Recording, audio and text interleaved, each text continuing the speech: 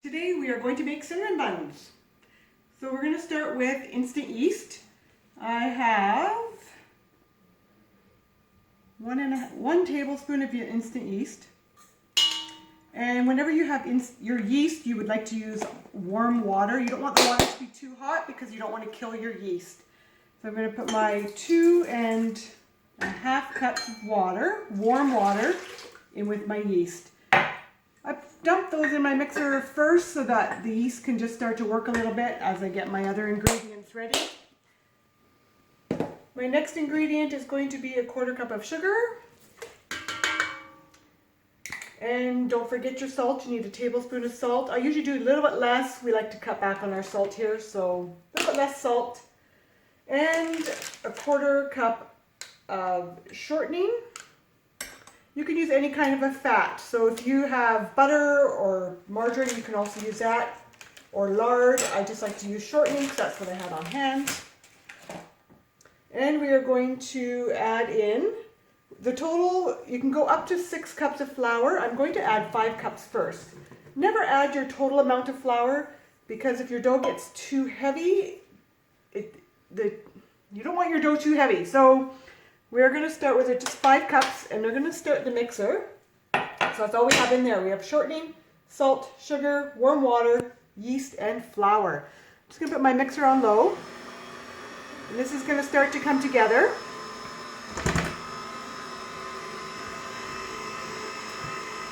You're going to want your dough to mix for 4 to 5 minutes in the mixer.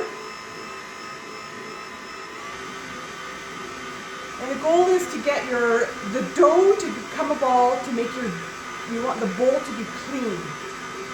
So right now you'll see that the dough is still sticking to the sides of the bowl.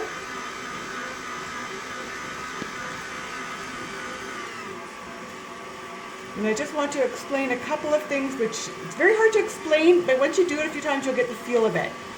So if I would touch this dough right now, it's too sticky and I get too much sticking to my fingers. You want the consistency of the dough to be a little bit tacky. You don't want it too dry, because if it's too dry, it's hard to roll your dough out later on. But if it's too wet, you get too much dough sticking to your countertops. So my dough is still sticking to the side of the pan quite a bit. So I'm going to slowly start adding a little bit more flour. I have another cup here, but I'll probably only end up putting about half of it in. You don't want your dough to get too heavy.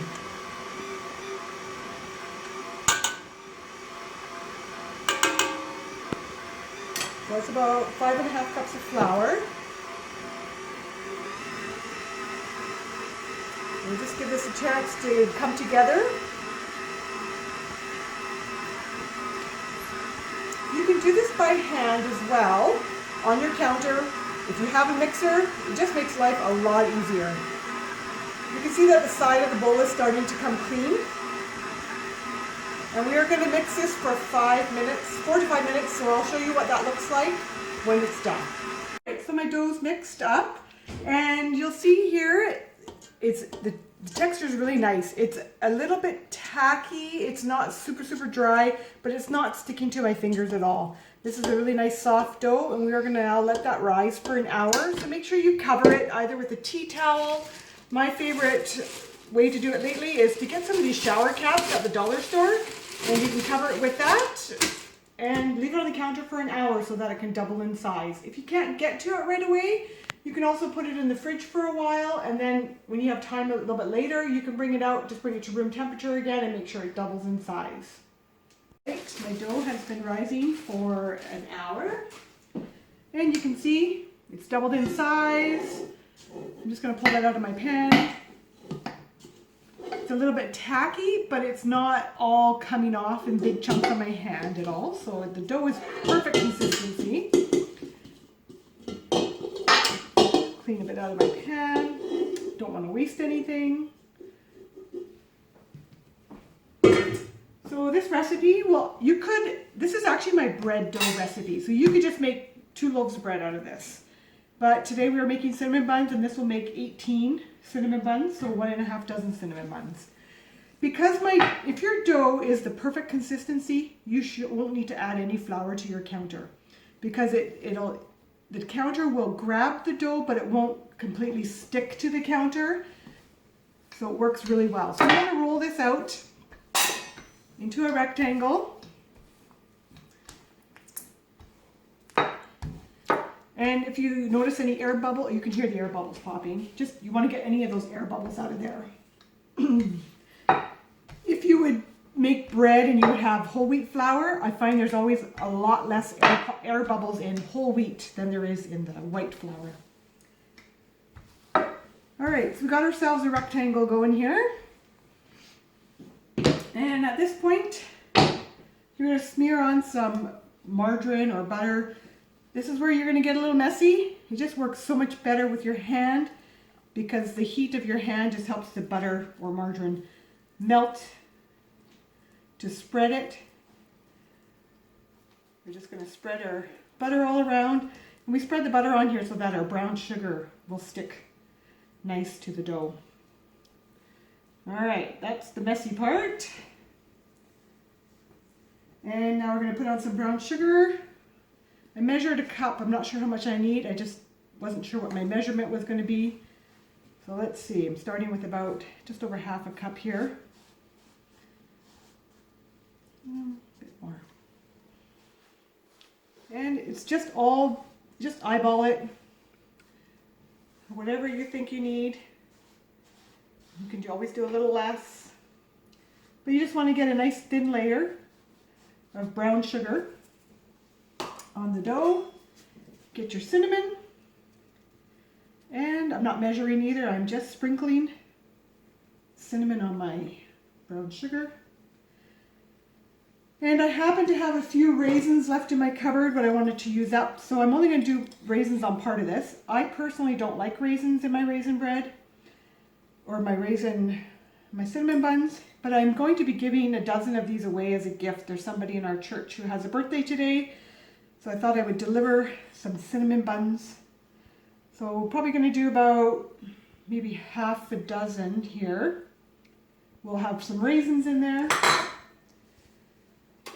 And then you'll want to get your bench scraper. If you have one of these, it's the best tool that you can have for bread making. And I use this just to unstick the dough from the counter, and we're just going to roll this up into a log.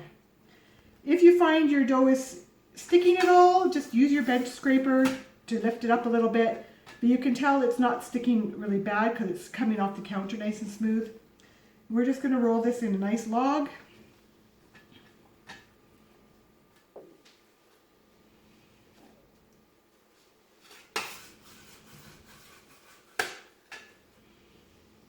And I've pre-greased my pans that I'm going to put this in. So I have a 9x13, which will give me 12 buns, and then I have a pan that's a little bit smaller where I'll put the extra 6 in.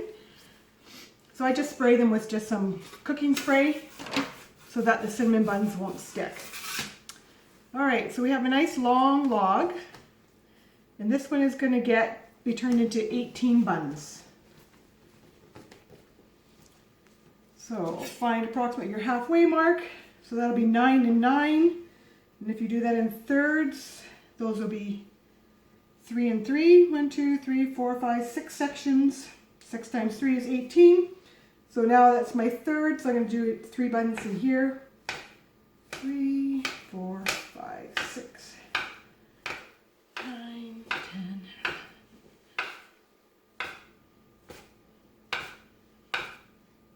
18. Then you take your greased pan, and I'm doing it into a foil pan that has, this is just from the dollar store, has the plastic lid with it. I think it's called a lasagna pan. I like to use these for when I give them away as gifts because then I don't have to worry about getting my pot back. 3. So these ones are the ones with raisins. Oh, I have a little bit more than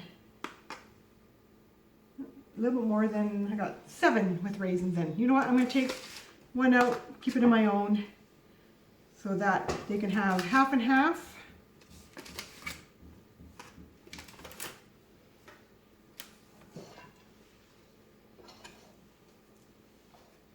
I'll put 6 in this one. And just so everything rises the same, I just flatten them out There's no science to this at all. We're just flattening them all so they'll rise approximately the same height. And these are going to get covered. I'm just going to use a tea towel because I don't have the right size shower cap for this.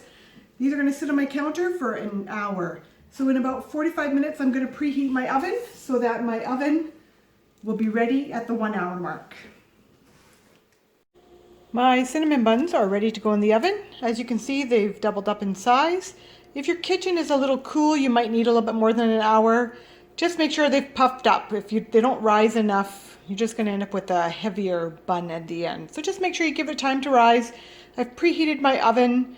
Mine's at 375. I find my oven's a little bit cool. So anywhere from 350 to 400, depending on your oven. Just make sure you put it on the middle rack so it doesn't get too dark on the bottom. And we will take a look at these when they come out of the oven. All right, it's been 25 minutes. I do have a convection oven, so I didn't have to turn my cinnamon buns at all. So if you have a regular oven, you may have to turn them. I think I probably need a few more minutes. They're still a little bit light. So I think I want to put them in for the 5 more minutes. So 30 minutes total. They're just a little light yet. So we're going to close that up. 5 more minutes. Our cinnamon buns have been out of the oven for 5 minutes or so, so they are cooling off nice. So we're going to make the glaze for them. So I've melted about 2 tablespoons of margarine or butter. And just going to put in about a cup of icing sugar, 1 to 1.5 cups. Start to mix that a little bit. And then we're going to add some milk to this. You could add water as well if you can't have milk. I'm just going to, probably a couple of tablespoons. You basically want to have a really nice glaze consistency. You don't want it to be too runny, but you also don't want it to be so thick that you can't have it glaze on there nice. Just get it all mixed up.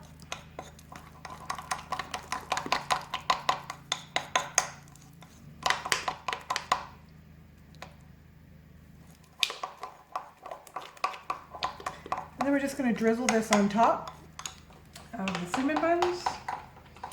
Not sure if I have quite enough for, so probably I would say 1.5 cups is probably what you're going to need, because I have 1.5 dozen here. If it was only a dozen, then I'd say the 1 cup would be plenty of icing sugar. Let's just see how this looks. Nicely mixed in.